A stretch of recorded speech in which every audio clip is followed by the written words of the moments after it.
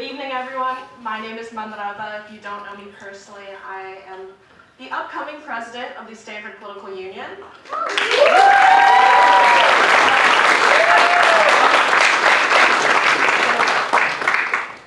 I see a lot of new faces in the crowd, so I'll quickly tell you what SPU is about before we get started into Mr. Sliwa's remarks. The Stanford Political Union, or SPU as we warmly call it, was founded in 1938. It is a student organization dedicated to fostering constructive dialogue here on campus. In these divided times, we believe it is not only possible, but very much necessary for students to engage in dialogue with those who hold views that they may disagree with or even detest. Through open, reason, and curiosity-driven dialogue, we aim to expose students to diverse viewpoints, develop their ability to engage in disagreement, and inspire deeper civic engagement.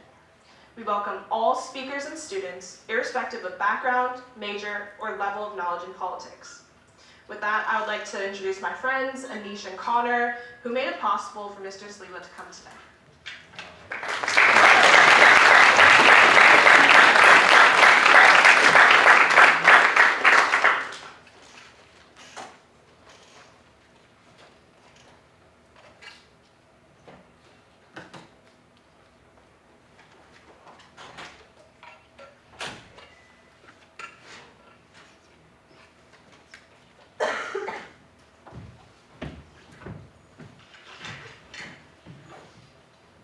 Good afternoon, everyone, and thank you so much for being here. It turned out to be really great today. And welcome to today's event, Action and Opportunity for Gen Z.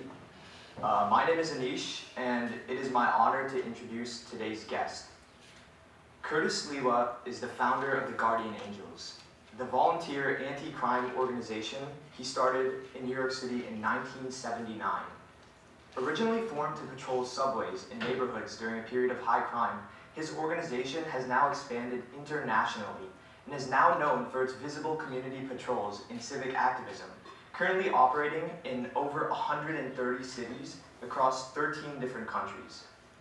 Sliwa has also become a prominent media figure through his long career in New York talk radio, where he has hosted programs focused on public affairs, city politics, community issues, and famously, as many of you know, the Gambino crime family.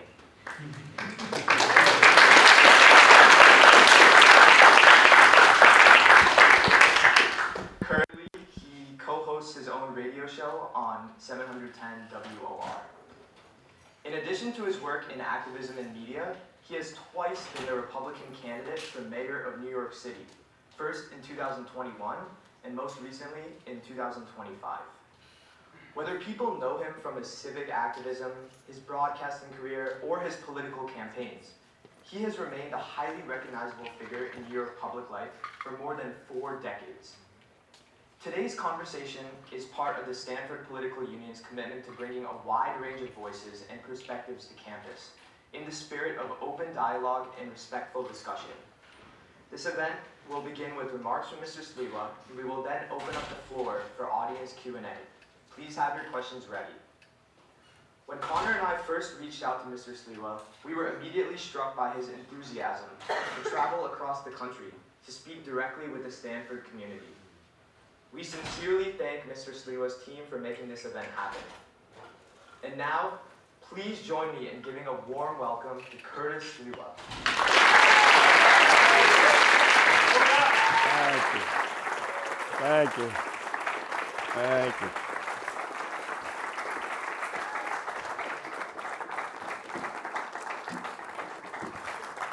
Thank you. Thank you. Can everybody hear me? Yeah. All right. So now, remember, for the next 5 hours, you will be my prisoners. Nobody is going to leave, or you will have to face Curtis Sliwa. But I just want to say, I wanted to thank you, Khalid, for reaching out to my team to see if I'd be able to come and speak to folks here at Stanford University, because we've been doing it on the East Coast, up, down, all around. So Yale, Harvard, Cornell, Princeton, Boston College.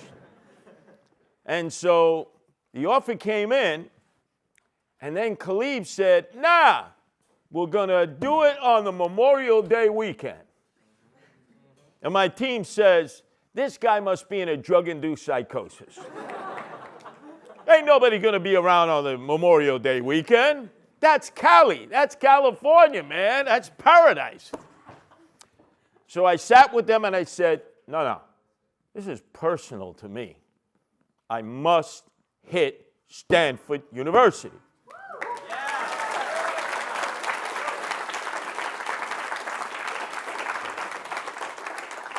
Don't be glazing me, huh? It's not for the reason you think. I'm going to give you two reasons that put me in direct proximity of Stanford University many years ago. Are any of you San Francisco Giant or Oakland Athletic fans? Anybody? Okay, all right. Remember there was a World Series one year between both teams? Yes. Game number 3, Candlestick Park. Remember that? Yeah. What was that, 1989? Yeah. 7.0 earthquake. About 36 people, I think, died, 300 injured. Freeway collapse, fires down on the marina. Who do you think was scheduled to come in and speak at Stanford University that day? Yes. A criminal justice conference, because back then, people who were majoring in criminal justice, people who were the heads of some police departments, had said Curtis Sliwa was a vigilante. We want his opportunity, give him the opportunity to defend himself, which I'm prepared to do anyway, in a back alley, college auditorium. And so I say to the director, because you have to schedule these things weeks ahead, I don't think you contemplated the fact that both the Oakland Athletics and the San Francisco Giants would both be playing in the World Series. No, you're absolutely right, Curtis. What kind of a schmuck or putz is going to be watching me defend myself? You don't think they're going to be at a local gin mill with family or friends who are at home watching it on TV, or maybe they're lucky enough to be in Candlestick Park? You think I was right? No, you got to come. So I fly in. We hit the tarmac. I felt we were like Snoop Doggy Dogg and Dr. Dre in Long Beach in the hydraulics. We get off the plane, we walk into the terminal, half the ceiling is falling down, it's dark, all the electricity is out, and everybody is out on the street, because, you know, when there's an earthquake, where do you go? In the street. And an announcement is made, oh, we've had a very major earthquake. I said to myself, Madonna mai. Luckily, the chapter leader of the Guardian Angels from the Tenderloin lived in Daly City. He was already there in a vehicle ready to pick me up. So we tried to get more information. No internet at the time, remember, no cell phones, none of that. So I say, what do you think? We go down to the headquarters, Turk and Taylor in the Tenderloin. The building is cracked in half. Building inspectors, no, nobody can enter this building, it's condemned. We were in Bodecker Park, because naturally you got to stay outside. You don't know if there are going to be additional tremors. And I said, man, we should really make the run out to Stanford. He goes, what are you, crazy? Everything's canceled. I'm telling you, they insisted to me they're going to be out there. So we worked our way through back streets. We didn't have to cross over any bridges. We finally got here hours later, right? There's a maintenance guy outside saying, what are you guys doing here? Oh, we're here for the lecture. You know, idiots. There's nothing going on. There's been an earthquake. Didn't you hear that? So that was strike one. Strike two, I think it was 1992. How many of you have been to East Palo Alto? Right across the freeway. Back in 1992, I don't know if any of you were birthed, but I'm telling you, going into East Palo Alto, if I remember correctly, 2.5 square miles, about 30,000 residents. At that point, it was predominantly African American. It was called Little Nairobi, if memory serves me correct. There were Hispanics, there were Tongans, and there were Samoans. And unfortunately, they all wanted to kill each other at that time, the young teenagers. So I was asked to come in with the Guardian Angels and keep the peace. So I come in there. The black gangs come up to me, hey, what do you think you're going to do, white boy? Are you here because of the cholos and the vatos? I said, no, no, no. Here to keep the peace. Then went to the Hispanics, try to keep the peace. Oh, you're here for the Tongans, huh? No, not here for, I can't even find that on a map. Then I meet with the Tongan gang, and I mean, these boys are built like 400 pounds, you know. They're looking at me and saying, what are you going to do from New York? I said, I want to have dialogue. What, do you think I'm crazy? I'm going to fight them? And then the Samoans. So all of them were riffing with one another. And in one of the breaks, while we were doing this serious work, trying to keep the peace, they said to me, hey, you should really travel over the freeway and go to Palo Alto. You should walk the grounds of Stanford University. All I knew about Stanford University is Tiger Woods. Tiger Woods. Yeah, let's say Denver Broncos quarterback at the time who went on to win the Super Bowl. He played 2 sports, drafted by the Yankees, and obviously the Denver Broncos. That's all I knew. I never got a chance to come across the freeway. So thank all of you for finally getting me to Palo Alto and Stanford.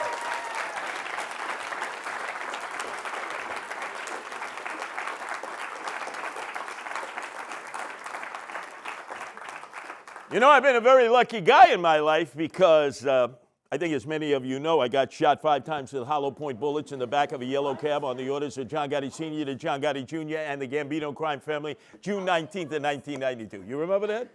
How many times did I tell that story? So I figure I'm 72, you know, the clock is ticking, right? I have to try to be in those places that I was denied by Mother Nature, and we got to take care of Mother Nature because Mother Nature is always taking care of us, and our country is not taking care of Mother Nature. Oofa to the billionaires, the millionaires, and Donald Trump.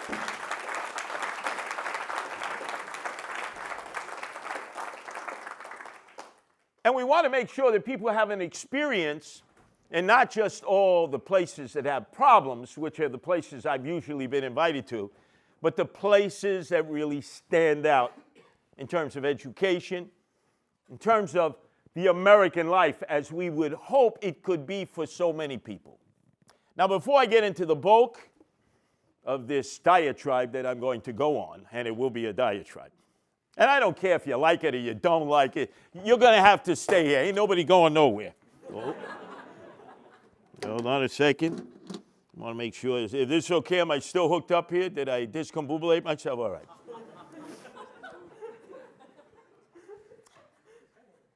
We have a situation where you're in the Bay Area, which for me has been such an important epicenter for the changes that took place in our society.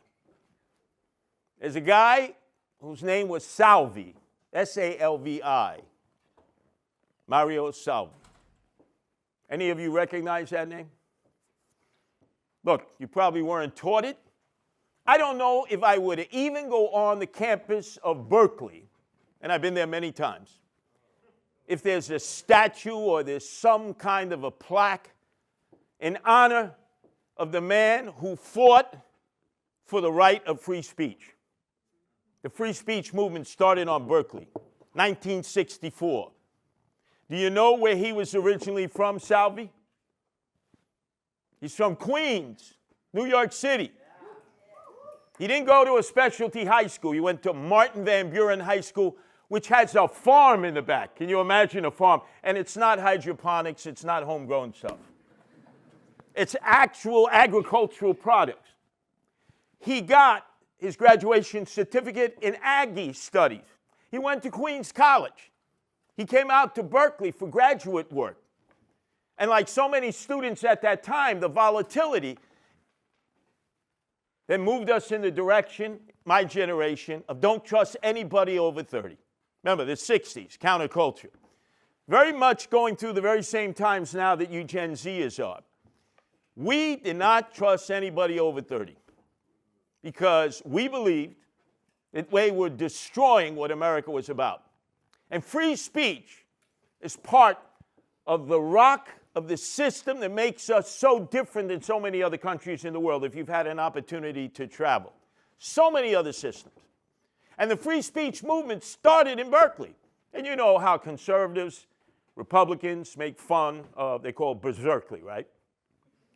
At that time, you had the civil rights movement, you had the anti-war movement. Remember, thousands of Americans were being killed each and every week, coming back in body bags because politicians lied to us, Democrats and Republicans, like they continue to lie to us. You're going to know one thing about Curtis Sliwa. I don't trust any politician. None. Left wing, right wing, Democrat, Republican, independent. Verify yourself first, and then I'll trust you. So I grew up in that era. They set up tables outside of the entrance to the university. And they were not permitted to give out literature or speak. We're not permitted to give out the pamphlets.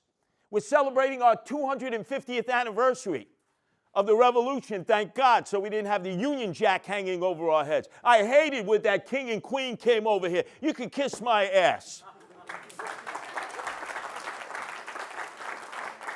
Hey, were any of you part of the No Kings marches? How come you all worship the king? Oh, can you take a selfie? We love you. You're our king. Let me tell you something. Let me tell you something about that royalty, that British royalty, right, over the years. I spent time in India and Bombay with historians. The British royal family stole all of their artifacts. They won't give them back. Egypt, the Rosetta Stone. You've heard of the Rosetta Stone, right? Wouldn't give it back. Other countries, the Greek Parthenon, won't give part of those statues back because they're the royal family. And worse yet, there is a actual cottage that was from County Mayo, a few blocks from the 9/11 tribute that they were a part of on their visit, which is a commemoration to 1,000 Irish who died in the potato famine because of Queen Victoria. Up the rebels, East the rising, John Connolly. You can kiss my ass. And if you say that in the UK, you can be arrested for that. You see the double standard in effect. Notice how I'm twisting and turning and moving in all different directions. I must have attention deficit disorder. But you should look up the history of Mario Salvi. He spoke before 4,000 students about free speech. They started to do be-ins and teach-ins because they would not let them discuss the war or civil rights or any political issues in the classroom, in the quad, on the campus, even off the campus. 800 of them got arrested. He was locked up in jail for 120 days. Thereafter, he was hounded. By then, in 1966, the actor, who was a Democrat, head of SAG-AFTRA, who suddenly became a Republican, and the governor of California, Ronald Reagan, and the CIA, and other intelligence agencies, and they broke that man so much that he had a mental breakdown. Because this is what our government will do. And that's why it is important for each and every one of you, no matter what your political ideology is, you must question authority. There should be no idolatry. If you happen to be a rock-ribbed Democrat and you love Barack Obama, no idolatry for Barack Obama. If you happen to be a Republican, no idolatry for Donald Trump, because you can cite date, time, and place where they lied to us as they stared in the camera. Question authority.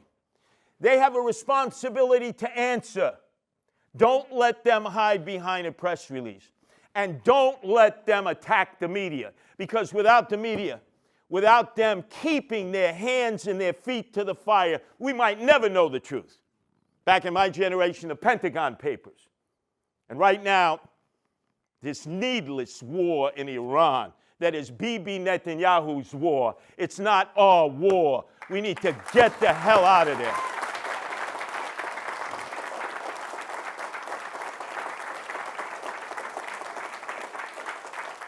But you notice, what do they always do when they don't like the media? Oh, fake news, get out of here. You don't like the news, and I certainly didn't like it.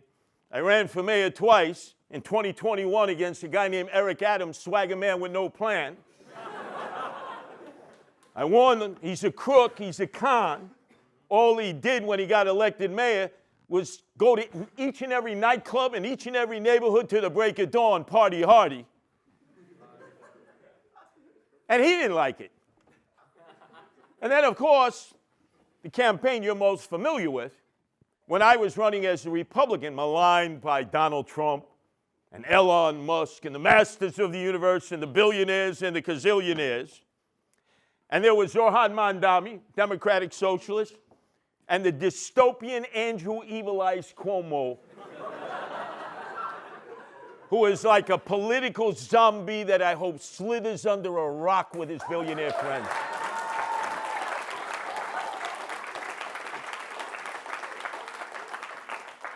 And I'll be the first to tell you, I got cold busted a few times. Nobody likes it. The media's doing their job.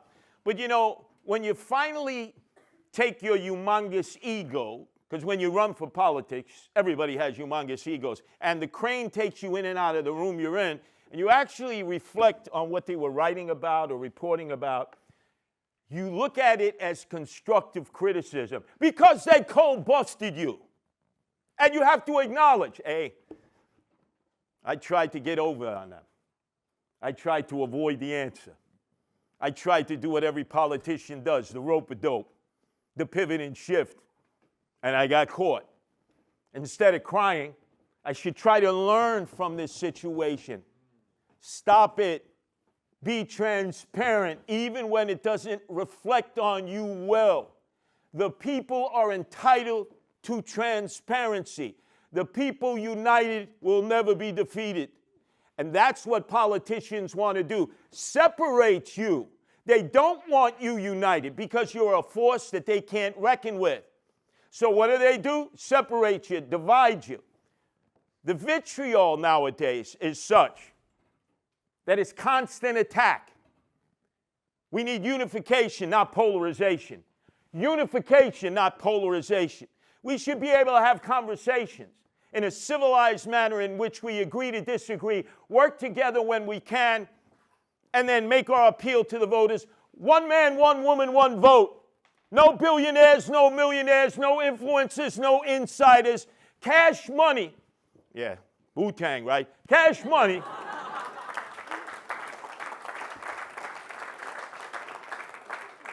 United States Supreme Court made a determination. Cash money is free speech.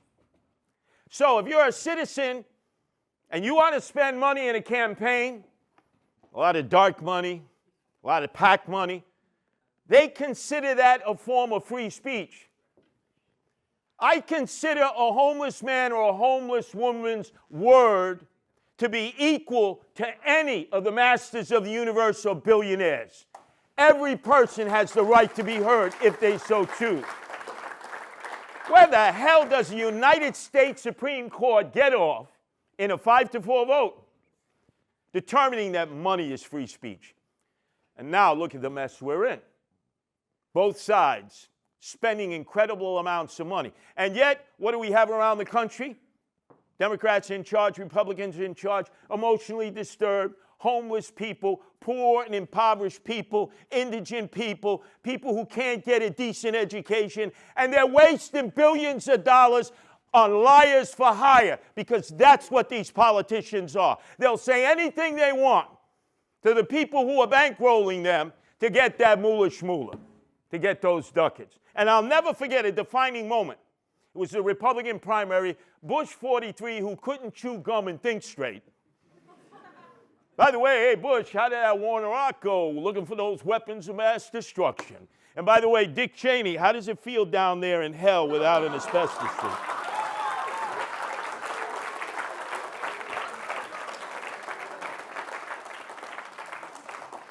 So on the stage is John McCain, South Carolina, and Bush 43. And the moderator asks a simple question, and you know the answer to it. He says, Governor Bush, if a donor of yours called up, or a constituent, whose call would you answer? Well, whichever one came in first. Fanable. And McCain looked at Bush 43 and said, come on, Gov, you know both of us would take the call from the donor first.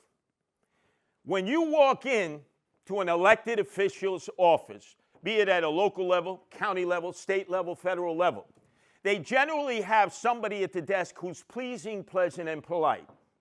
They're good. They'd be good with customer service, and they're good in politics. They take your information, you have a constituent complaint, and I've seen this myself. The elected official comes, well, who is this woman? Has she voted? Did she vote our party? Did she make a contribution? When's the last time she voted? And if you don't check off the box on them, hey, put that in the round filing cabinet. That's no. But it becomes that set of privileges. So let me circle you back to San Francisco. You remember Senator Dianne, I should have left a lot earlier, Feinstein? You think we need term limits for all these old codgers? Am I right or wrong?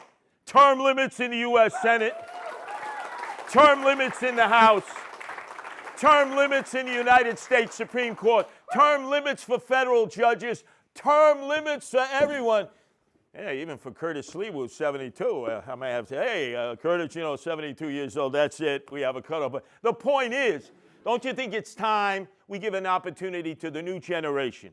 Give you an opportunity not to mess up this world the way the baby boomers have. You think that would be a nice idea? Because our baby boomers have done a miserable job. They've created a political system where the grease to the wheel is money, and the lobbyists are the ones who have access. Do you have access to your U.S. Senator, to your congresspeople? Hell no. Hillary Rodham Clinton said one thing I agreed with long ago. She said every American should have a lobbyist. How the hell are you going to afford a lobbyist when you can barely pay for your groceries and a gallon of gasoline? But that's the way these politicians think. Now, they may have been noble men and women when they first started out, very idealistic, hoping to make a difference. Incumbents generally continue to serve because the deck is stacked against the challengers. But when a challenger makes it through all the political flotsam and jetsam, they're welcomed into the club. Okay, you made it. You're the best, not like the rest. Now we're going to help you stay a member of the club. We're going to introduce you to lobbyists. You're going to raise a lot of money. This way you don't have to worry about a primary. And we know who you are now. You're one of us. Yeah, you got to be different at times, but at least we know who you are. We don't want anybody new. Guess what? Out all you go. Bring in the new. Let's rearrange the deck. When you think somebody's cheating at a casino, what do you tell the dealer? I want a new deck of cards. I want to see you deal the cards with a new deck of cards. Right? Well, what do you think? I'm cheating? Hell yes. And we know in Washington and in state capitals, they cheat. So Dianne Feinstein is in City Hall. Remember, tragically, she had to take the position of Moscone, who was shot and killed by that board of supervisor, as was Harvey Milk. And the board of supervisors, remember, had the Twinkie defense. I had too much Twinkies, too much sugar in my coffee, and the jury almost believed that. So she's the mayor, and I'm being invited in with the Guardian Angels because there was a series of attacks on gays in the Castro on Polk Street. So I get a call, no cell phones then.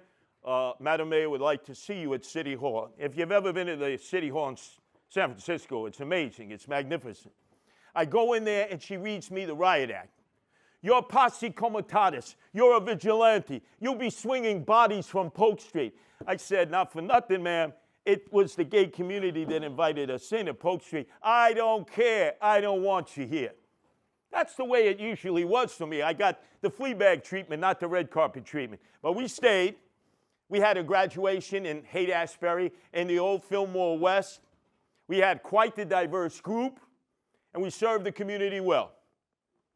But it was always opposition. I remember we went over to Oakland, Oaktown. And right away, I'm in West Oakland, Acorn Housing Projects. Any of you been out there, Acorn? So the brothers and sisters there who were being menaced by mad gangbangers saying, you better not go to East Oakland. I said, don't ever tell me I can't go somewhere. Well, that's the Hells Angels turf. They don't want you there. So you got to understand, my whole life was you go to a bad area, and then they tell you not to go to that bad area. So I said, what do? Jog around Lake Merritt, go on International Boulevard, Duffy Square. What are you talking about? We're here to try to bring peace to neighborhoods. And probably the best of all was Berkeley. I go up Telegraph Hill, there's concerned citizens meeting. Curtis, can you help us? They're putting up volleyball nets in People's Park. Have any of you been to People's Park in Berkeley? You should go. The radicals, the anarchists, were upset because this would lead to gentrification. Volleyball nets. I said to the anarchists, you must have the furniture upstairs and rearranged in the wrong rooms. I go to cities where, believe it or not, migrants are the ones playing volleyball now in addition to soccer. What the hell are you talking about? So those have been my experiences throughout the Bay Area. But we will go wherever the people dare to care, wherever the people want to make their lives differently. I believe in a philosophy that says if you can do it, if you can organize and mobilize, the people should do it. Every time we become dependent on government, we're always disappointed, no matter who's in charge, because they always promise more than they can deliver. Now, government has its place. Government can do things that average citizens, no matter how well organized the nonprofits, can't do. But you have to have the checks and balances. That's the philosophy of the Guardian Angels. That's how I've led my life. I'm going to give you a little homework. How many of you get homework a lot, right? I have 3 sons now. I say, hey, you get homework? No, Dad, we don't get homework. Hey, do you have a reading list? No, we don't have a reading list. And they're in relatively good schools. So I'm going to give you homework. Have any of you ever read Saul Alinsky, Rules for Radicals? Oh, you got to. It doesn't mean you have to accept all the principles. And I got to tell you, I have a lot of Republican conservative friends who said, what? You read Saul Alinsky's Rules for Radicals? I said, what did you think? My eyes would be burned out? You have to have curiosity. You have to question. You have to research. You can't be afraid of philosophies. My father, a merchant seaman of 50 years, introduced me to Rules to Radicals, Saul Alinsky, who is a great community organizer in poor neighborhoods in Chicago. Now, I haven't applied everything from Rules for Radicals, but I don't throw the baby out with the bathwater. And I'm thankful to my father for introducing me to that. He introduced me to the longshoremen. Have any of you been to Oakland's longshoreman area with all the ships coming in and out of the Bay Area? For years, they were led by a communist, an American communist, Harry Bridges. Naturally vilified. Oh, communists, oh my God. Hey, we've had communists in America. We had socialists for years. What do you think Social Security is? Public schools, libraries, Medicare, Medicaid. Oh my God, you're a socialist. Ooh. Relax, relax. There's a lot of good things that came from that. Anyway, Harry Bridges was an avowed American communist, and he would tie up the docks when the billionaires and the millionaires were trying to squeeze the workers. Now, it doesn't mean I accepted all the principles of Harry Bridges, but when my father said, you should check him out as a union organizer, I didn't just say, well, already he's an American communist, I'm going to completely not look into it. I looked into it and saw that he had a tremendous impact on working men from the lower classes, the lower working classes, to make sure they were safe and secure on the docks where many of them had accidents, no insurance, no compensation. So why do we vilify people all the time because of labels? And that would include those on the far right or MAGA or whatever. What do we like to do? Fascists, communists. I could take 100 Americans, line them up downtown in the Mission, ask them, you know what a fascist is? You know what a communist is? Ma quantum mai. They don't know anything about that. So why the hell do we keep calling people names instead of having discourse and a discussion? Discourse and discussion. Artificial intelligence. If you notice of late commencement addresses, people who have been chosen to speak to the graduates, the woman in southern Florida was shocked as she discussed, the future, how great it's going to be with artificial intelligence. Boo, boo, boo. Then it happened again. The former head of Google, although he also couldn't keep his three-piece set in his pants. He needed to keep his rocket in his pocket, a sexual harasser. You know, like Andrew Cuomo, who I ran against. If you're under 30, he was very flirty.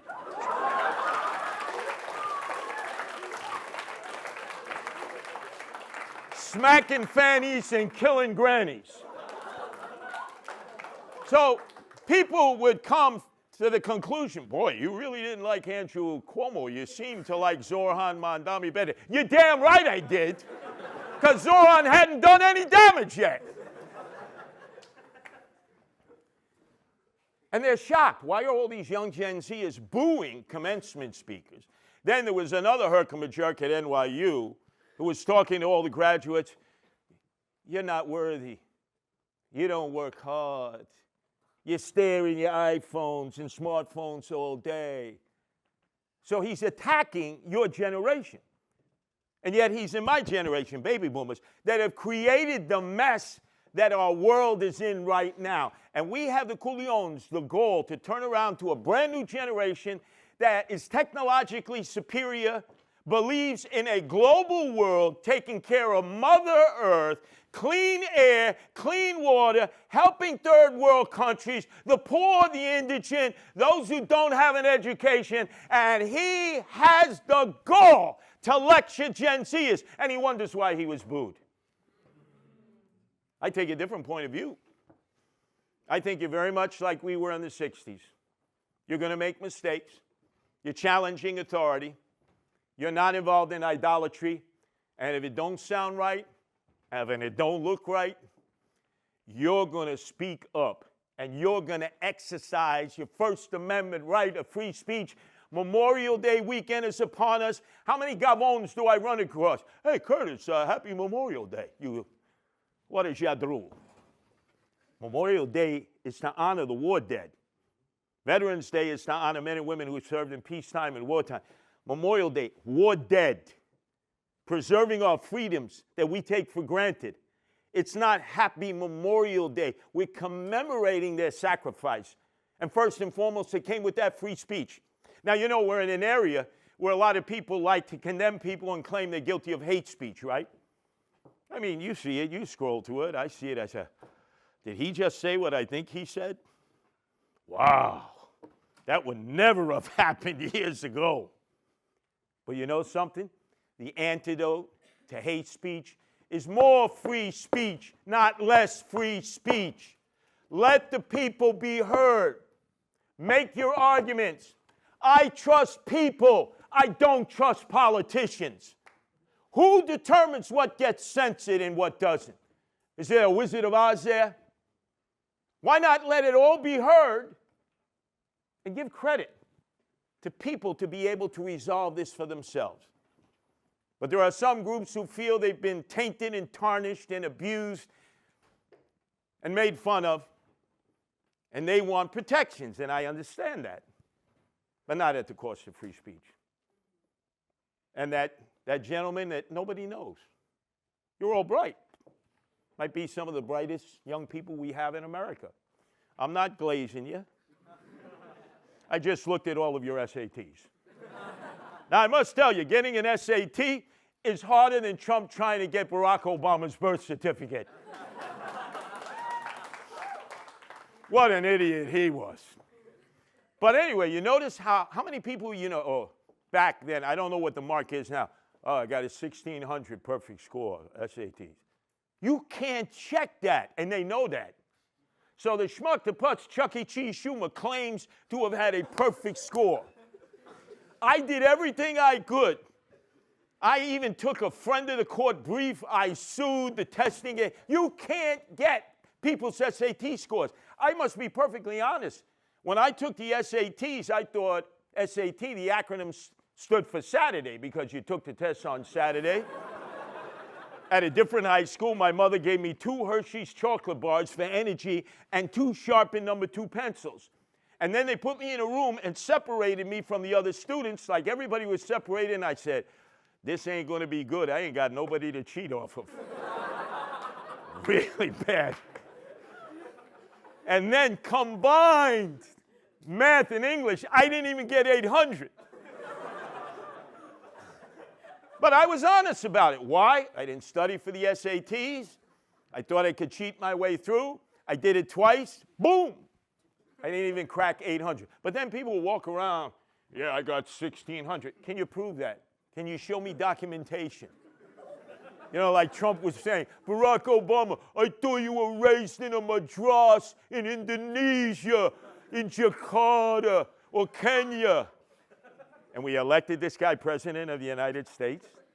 Such disrespect for a president. Now, I'm no Obama fan, as you know. I'll never forget when he said, you know, with Obamacare, you're going to have the physician of your choice.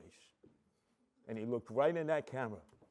And he said it over and over. And I said, you're not going to have the physician of your choice. You're going to go into a pool. You will. They all do this. They all do. But I thought that was the height of an insult, and a racist insult to boot. That an African-American man from Hawaii who had achieved academic excellence, who was a smooth operator. Do you ever listen to that song, Sade, Smooth Operator?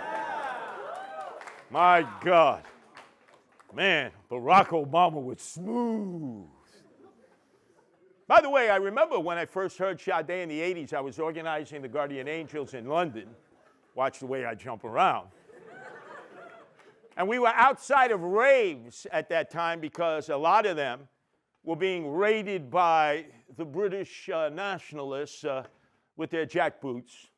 They didn't like that new music that had just come out called EDM, electronic dance music. How many of you like electronic dance music? Not as many as should. So I remember first hearing Sade first, that song, which was the hit on the BBC, and then at the raves in Berlin and London being introduced to electronic dance music, which I am a follower, a devotee with my wife until today. Last Friday night, we were under the K Street Bridge, the Kosciuszko Bridge. If any of you are Polish, you know how to pronounce it right. The rest of you are Gavons, even with your education, and you go Kosciuszko Bridge. It's not Kosciuszko, it's Kosciuszko. And we saw Bunt, B-U-N-T. Have any of you ever heard of Bunt? Oh, my God. It was like off the roof. Bunt.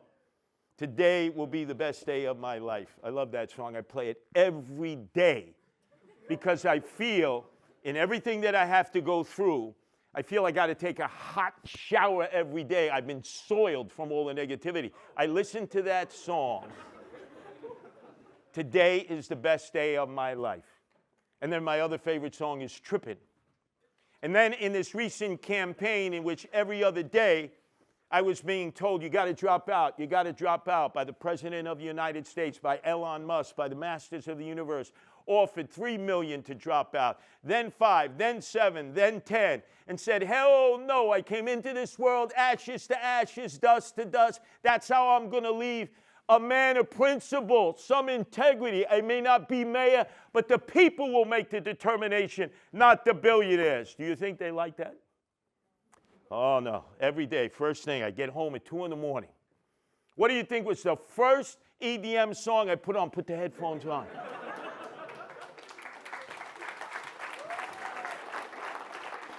No. Bunt was in the morning. At night, chain smokers. Don't let me down. Because so many people were letting me down. EDM, for me and my wife, is a mood elevator. It just enlightens you, it lifts you up, it doesn't strain your brain.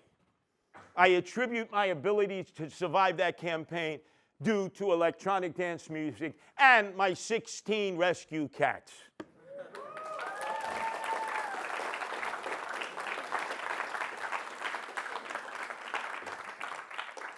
You know, you may have seen in the campaign that the president couldn't wait, Donald Trump, to start ripping me. Oh, he's going to have all those cats in Gracie Mansion, you know, where the mayor lives. Oh, my God. I felt like saying, hey, idiot, you're in the White House. You know how many animals Teddy Roosevelt had in the White House and outside the White House? 86. Abraham Lincoln had cats, right? Probably the two biggest Republicans. You're not. I've never seen Donald Trump with any kind of an animal because the guy could never show love for anybody other than himself. I love me, I love me, I love me.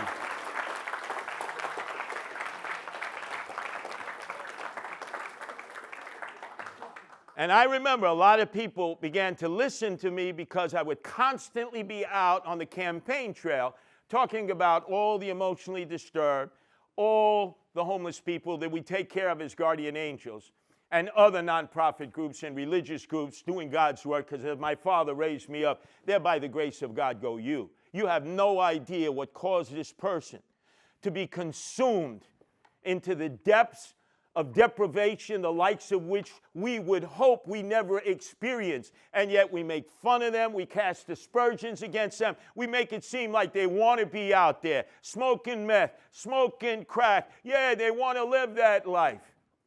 And I always harkens back my father, there by the grace of God goes you, Curtis. And that's why we all have to dedicate whatever we can do to help these people. Many of them are lost. They're not in control of their mental or physical faculties at all. You've seen this in California, probably more so than any other state in the nation. Obviously, I've experienced it in many cities across the nation. This is a stain on our soul. This is a stain on our society. The richest, the greatest in the world, where we spend billions of dollars to blow people up in smithereens, men, women, children, the infirm, and we claim this is the democratic way, this is the American way. But to take care of people who are in need, no. And now let's talk about people in need. You've been promised, right? If you do 4 years, get your graduate degree, you're going to get to live the American dream, right? Wasn't that the bargain we made for you? Don't go out there robbing banks. Don't do drive-by shootings. Get your 4 years in, get your degree, become a financial analyst, CPA, become like my wife Nancy, an e-attorney. And you earn, probably start about $155,000 a year. And eventually you'll be able to live that American dream. You'll have the house, the little house on the prairie. You'll have the picket fence. You'll have the car, maybe 2 cars in the garage. And my wife Nancy is a millennial. In fact, it's interesting when we're walking the streets, people will come up to Nancy in New York City and say, what is it like having Curtis as a father?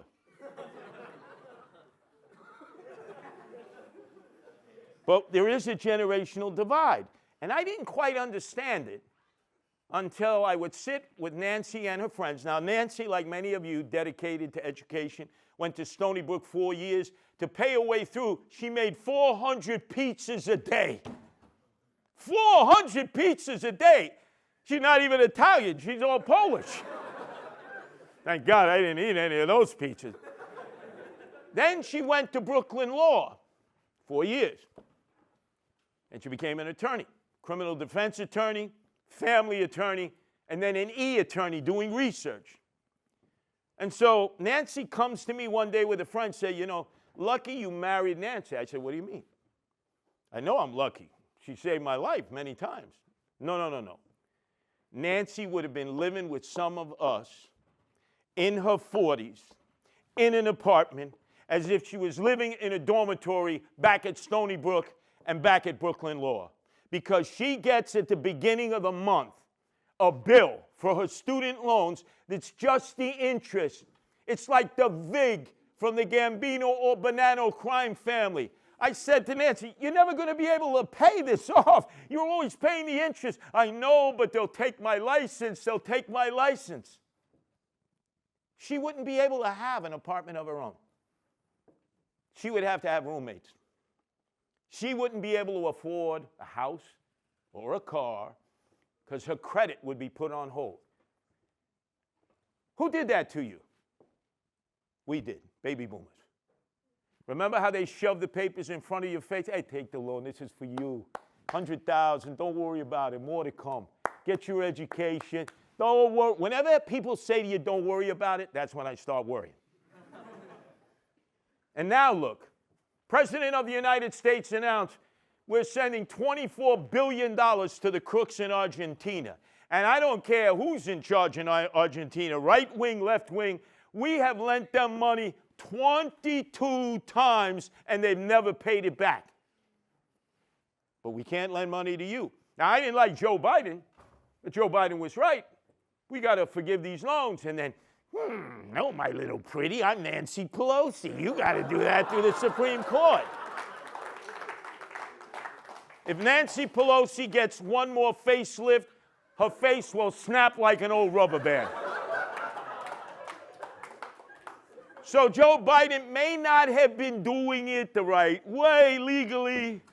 Hey, it was kind of tough for Joe, you know, chewing gum and thinking. And remember how they told us, oh, no, you know, he's not a very good public speaker anymore, but you should see him in private conference. He's so cogent. He's a master of the facts. He'll dazzle you. I said, what are you talking about? I see him. He can't even address 2 or 3 questions.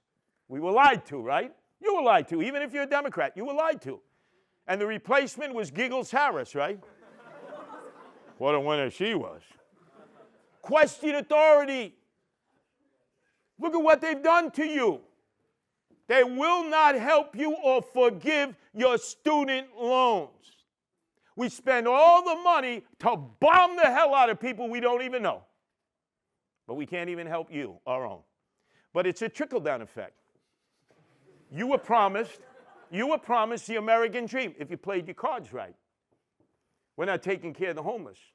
We're not taking care of the emotionally disturbed. There is not an American dream for everybody anymore. It's for the rich. It's for the elite. It's for the well-heeled. So when you hear many in your generation say tax the rich, even though I'm a Republican, I'm like, oh, well, you know, they call me a rhino, Republican in name only. I think you can kind of figure that out right now. MAGA and Trump people don't like me. But I'm not all that against that because you know what the rich do with their money. They put it in shelters overseas. They hide behind accountants. They know how to move their money around.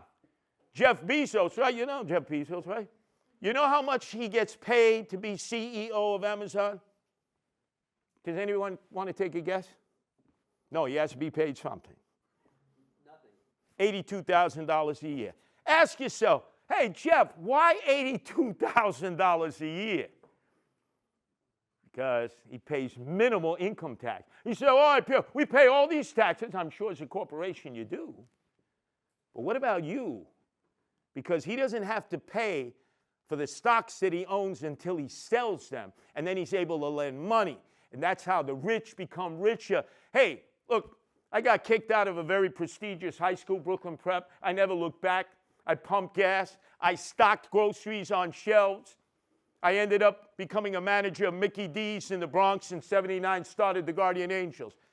But I can understand the rich are not benevolent. They're not helping anybody but themselves, and it's getting worse and worse and worse and worse. Everybody has to do their fair share. And most importantly, I come to you today on the edge of this anniversary of Memorial Day, in which we should all be thinking of the sacrifice that was made. And I ask all of you, I believe in your generation. You have the technological skills to put your hands across the world. You have the ability to heal the sores and wounds that we've inflicted on third world countries and other countries and Mother Earth. This president says there's no such thing as global warming and climate change. You're a freaking asshole, Trump, because that affects your bottom line. Drill, baby, drill, when we have alternatives of green energy and you're standing in the way because you just want to line the pockets of your billionaire oil barons. We don't take care of Mother Earth. We've seen how she reacts. Earthquake, Superstorm Sandy, tornadoes. The world is heating up. We suffer, but third world countries suffer more. So I'm depending on your generation not to get caught into this cycle of, I'm a Republican, I'm a Democrat. Fine, register in the party that you want. We need more parties. We need more town hall meetings. We need more debates. And then finally, now we have these artificial intelligence data filing centers, right? You've seen them? Who's that idiot on Shark Tank? Oh, I hate that Kevin O'Reilly. With a passion. I hate him right down to the marrow of my bone.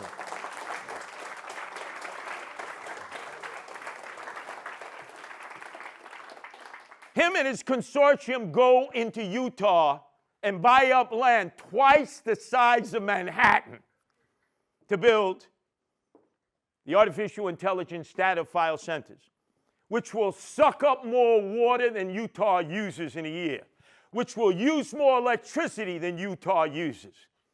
And by the way, makes this perpetual noise.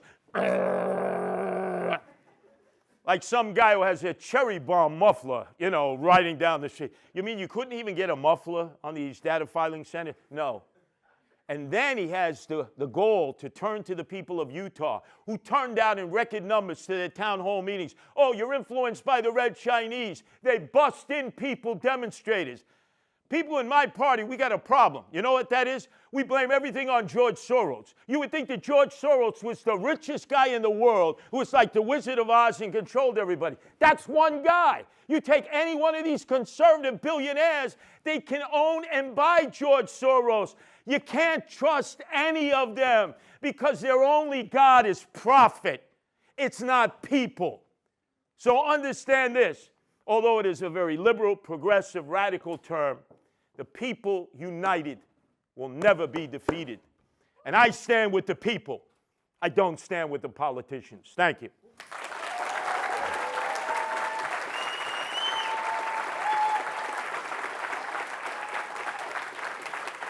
Thank you.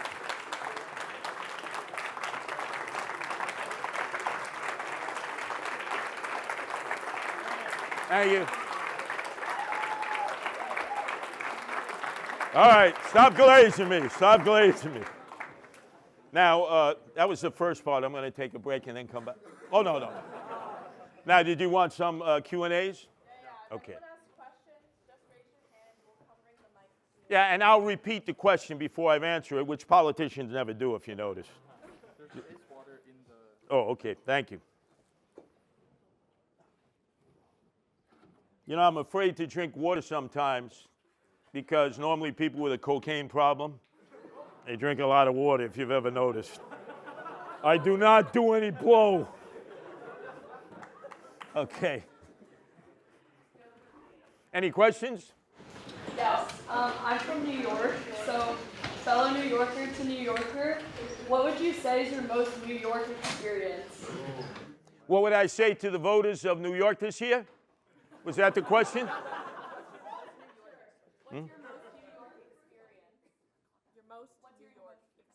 Oh, say it again? Your most New York experience. Oh, my most New York experience. Wow.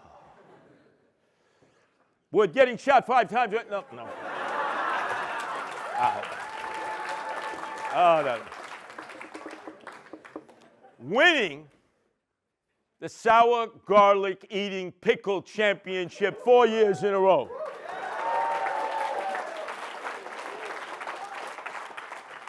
At the 2nd Avenue Deli, where if you would have lit a match afterwards, we all would have been blown to kingdom come. Okay, yes, sir. Hi, Curtis. My name is Richard. I grew up visiting New York my whole childhood, and now I'm lucky enough to live there. I think I speak for everybody in this room that your talk has not only been entertaining, but also been empowering and energizing. And I think about all the people who couldn't be in this room, that are still focused on trying to get by in life, find security. Like you said, it's really hard for young people nowadays. And it's on to us to sort of spread the energy you've given us today. So, what's your message for the people in this room that you want us to pass on to those who couldn't be here? Excellent question. What is the message that I would like all of you to pass on who couldn't be here? Well, see, you have the ability, what couldn't be years ago. How many of you are familiar with the Quakers? There was one young lady here who went to a Quaker school. You know, the Quakers started with the Flyers back in England. They gave flyers out to everybody. And by the way, they were the first group to treat women equal to men. Back then, before they came to America because of religious persecution. So they would give out flyers. Who learned from them? Thomas Paine, who wrote Common Sense and put it on flyers that helped fuel our American Revolution against the crown. In the 60s, in order to get people to come to an anti-war rally, you had to put out flyers or put them up, on the bulletin boards, student bulletin boards. There was no internet. There was no way to communicate. You have now an opportunity. Let's say hypothetically, and I wouldn't have minded this, if it was just me and my shadow here and I was talking to myself, which I do often, I must tell you, while feeding the pigeons. Oh, I believe in feeding the pigeons. Don't get me started on that. I'll tell you one quick story on that. My wife loves feeding the pigeons. And there's some people who think pigeons carry disease. So without seeing me there, they'll come up on my wife and start screaming at her. What are you feeding the pigeons for? They spread disease. And then I come up behind them. I say, you got a problem with that, pal? That's my wife, Nancy. Watch. You're going to stop me from feeding the pigeons? I had to throw that in. But nowadays, whoever it is, the spoken word, the written word, videos, you post it, it goes viral, it can be seen by the world. You have an opportunity of sharing this message like no other generation ever had. Now, you can share bad messages, you can share good messages, you can share thought-provoking messages. So I would say, for those who couldn't be here, or wouldn't be here, or chose to break out early for the Memorial Day weekend, which my team said, ain't nobody going to be there. Later for you. Post it, share it, expose more people to it. It will provoke their thought process. That's what we want, provoking people's thought process. I believe, again, in the people's ability to filter things out. I don't dehumanize people. I don't make fun of people.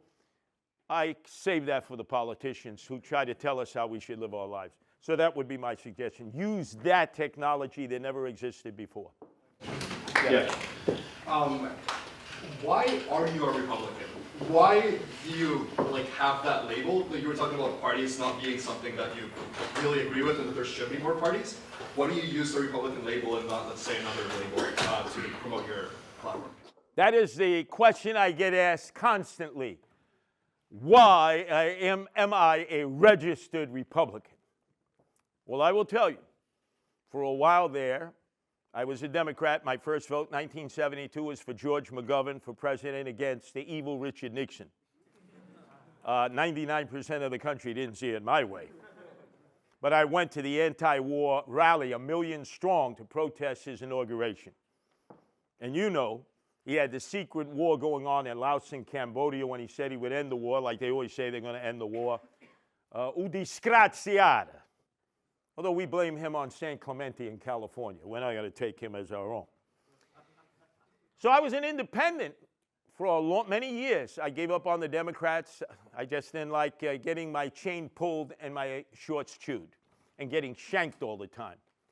So I was the chairman of the New York State Reform Party, which actually catered to people of all different points of view. I love that because Democrats would come in, want an endorsement, Republicans, and they would lie. And I'd say, with our board, everybody had an equal vote. You see, in corrupt politics, the chairman of any party or any group has what they call proxies.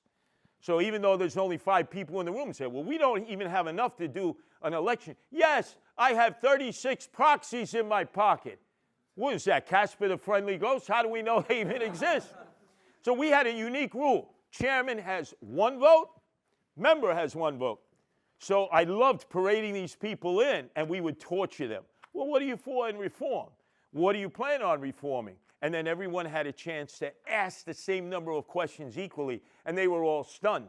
And we chose a wide variety of people, and we came up with a lot of great reform issues.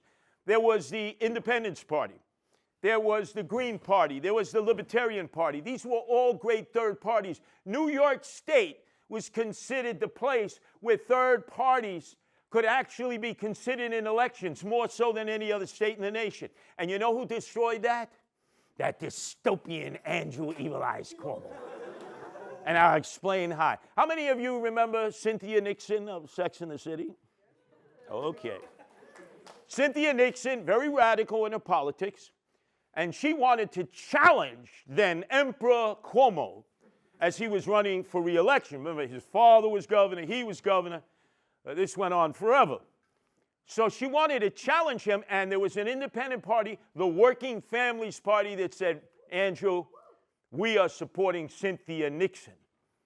And he said, you better think twice, because I'm going to get you all, my little pretties. So he suddenly, through tricknology, any of you know what tricknology is? Tricknology is a combination of threats, innuendo, and threatening to bend your leg and stuff it in your pockets, convinced the state legislature to raise the threshold of every independent party to qualify to maintain its independent status on the ballot. We got wiped out. Independence Party got wiped out. Green Party got wiped out. Libertarian Party got wiped out. They all got wiped out. These were great independent parties. I would have remained chairman of the New York State Reform Party if they kept electing me. We had an election each year. And guess what happened to the Working Families Party? They organized, and they went out, and they met the threshold. Now, Cynthia Nixon lost the election. But then on Election Day, November 4th, in this mayoral campaign that people to this day, 6 months later, can't forget, when Zohran Mamdani went to cast his votes, do you think he cast it as a Democrat? No, he voted the Working Families Party line, which was a fuck you to Andrew Cuomo.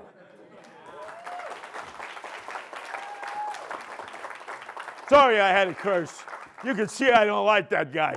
But I would have preferred to have remained a third party. I think we need more third parties. I think this two-party system that we finance, that we don't have a say in, they determine debates, they determine if there's going to be a town hall or not. We need multiple parties. Again, I trust the people ultimately to make the decision whether I think they're right and wrong. I'll live by the people's choice, not the politician's choice. Hopefully I answered that. I got my frustration, my soreness out of my system. Yes? Hi, Mr. Sliwa. So one of the things that you really preach about, one of the things I really admire about you as a politician, is the importance of civil dialogue, even in the face of people who you strongly disagree with. And I think we all agree that in today's political climate, that's not what we're seeing. We're seeing a lot of attacks. We're seeing a lot of vitriol being thrown across party lines. So when do you say we should address this issue and get us back towards an era of respectful politics? I think respectful politics comes when discourse gets very heated, as it's likely to do. Did you do what I did with Zohran Mamdani recently? We made a video together. Zohran Mamdani, he and his wife are adopting a cat. That's great. This is what I and my wife, live our life doing, rescuing cats so that they're not killed in shelters. His problem is he's allergic to cats. So he has to take 7 shots over 7 months. No easy thing.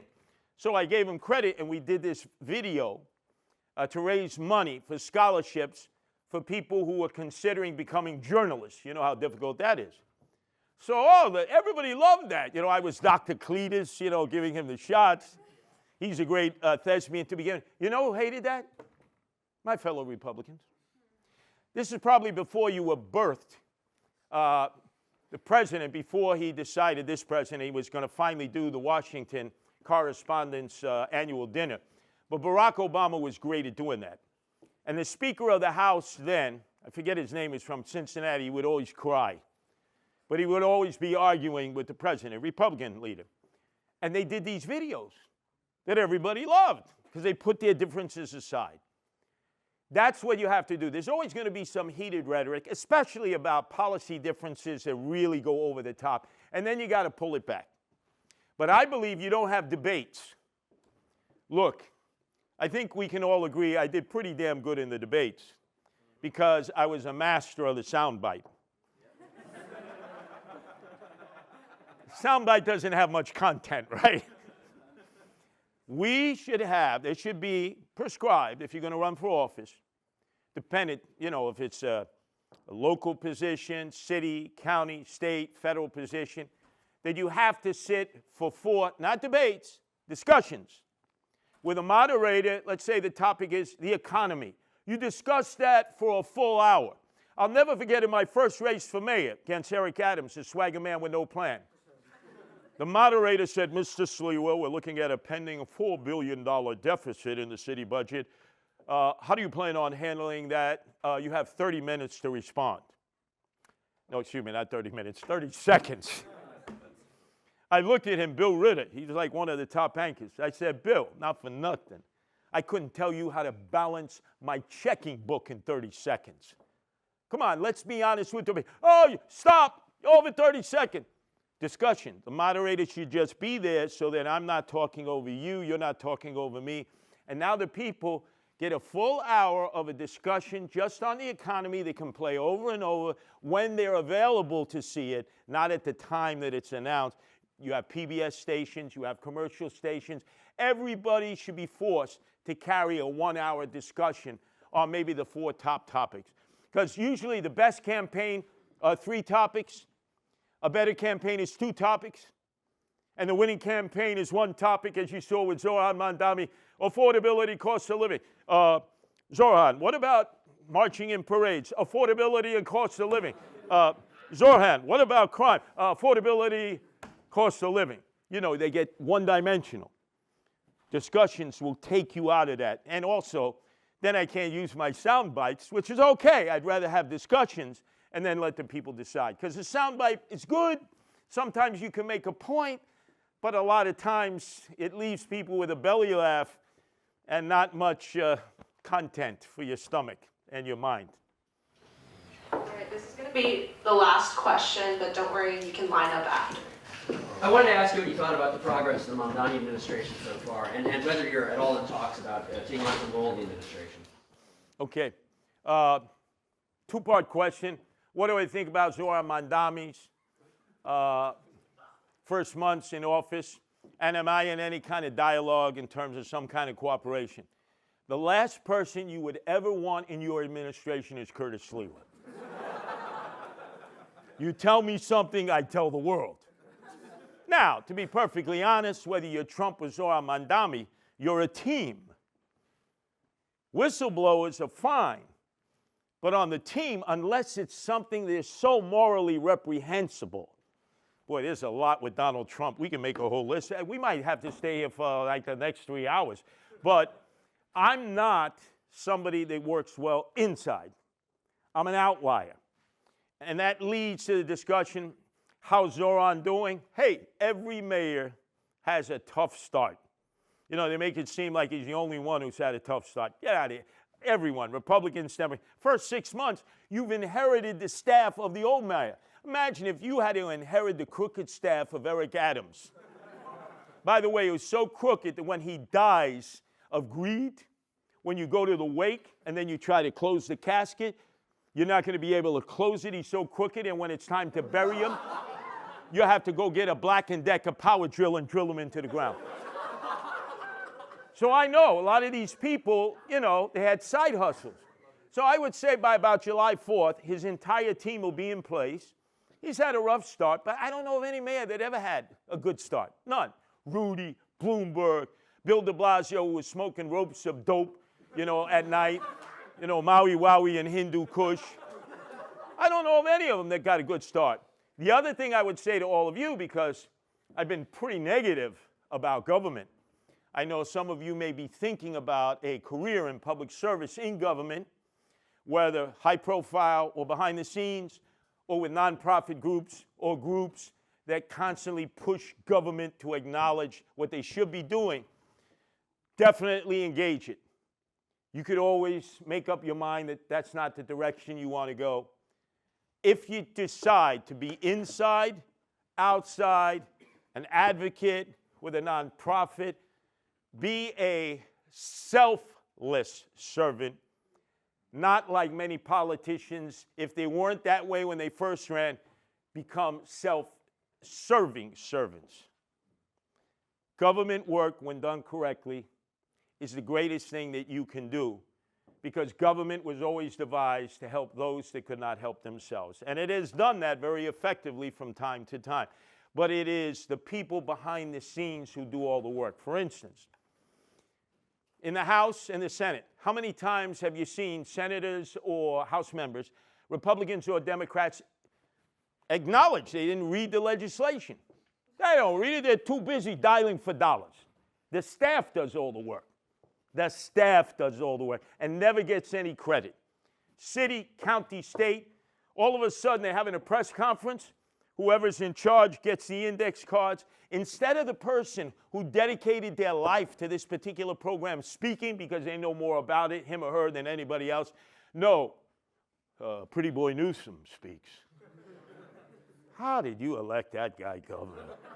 He sucked as mayor of San Francisco. So it doesn't matter. Let your staff. Had I been lucky enough to be elected mayor by the people of New York, and by the way, I'm going to give them another chance in 2029. Oh, yeah. They ain't getting rid of me.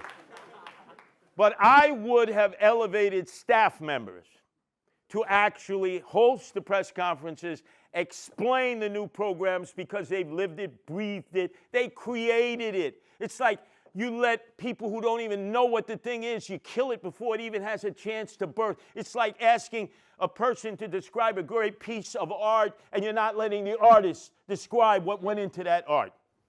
That's how you can make a difference. Any other questions?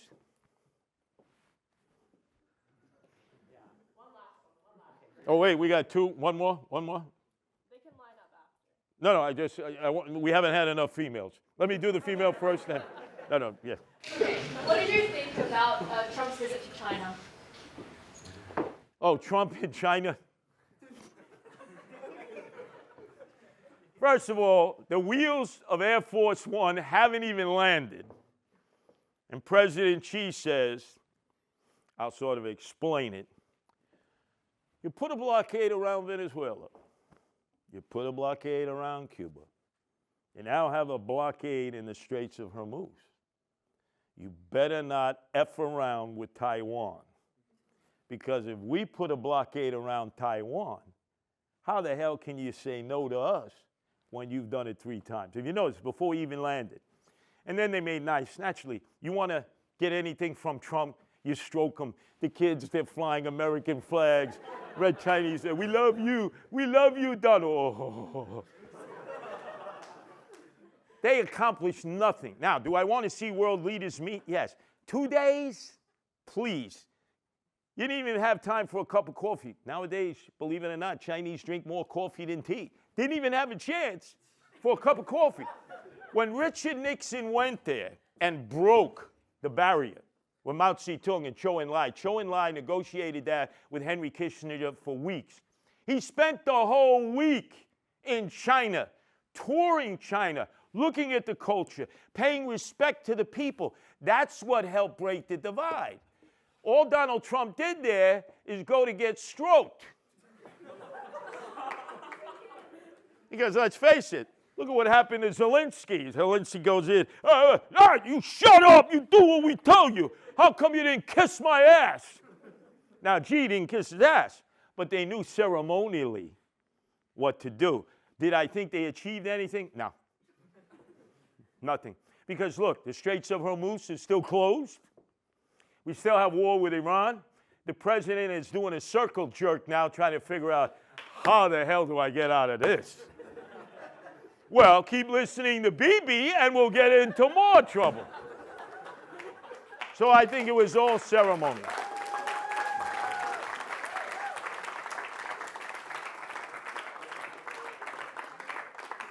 with that, we're going to end the questions. No, I promise you'll be able to line up.